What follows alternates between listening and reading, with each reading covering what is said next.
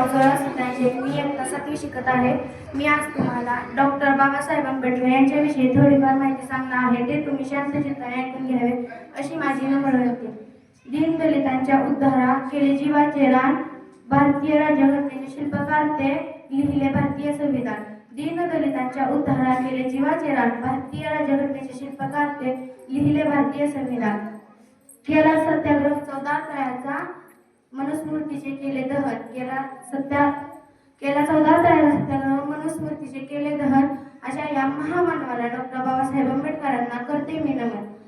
Doctor Babasaheb आंबेडकरांना वंदन करून मी माझ्या भाषणास सुरुवात करते.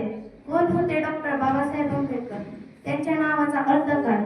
तर बाने दाते स्वभावाने, बारकाईने अभ्यास करणारे, साधक ते बौद्ध धर्माचे, हेतू ज्यांच्या सर्वसामान्यांच्या विकासाचा, बदल समाजात घडवून आणणारे, आनंद सर्वसामान्यांच्या जीवनी आणला, बेधडक सत्याग्रह केला 14 तळ्यात, डगमगले आणि संकट आल्यावर, करते समाज उन्नतीचे, रचिते भारतीय संविधानाचे, असे डॉक्टर बाबासाहेब आंबेडकर.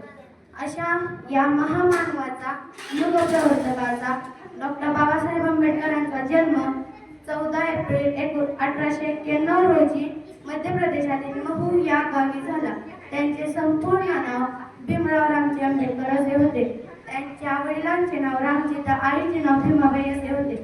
एवढे बोलून मी माझे भाषण संपवते. जय हिंद, जय भारत, जय भीम, जय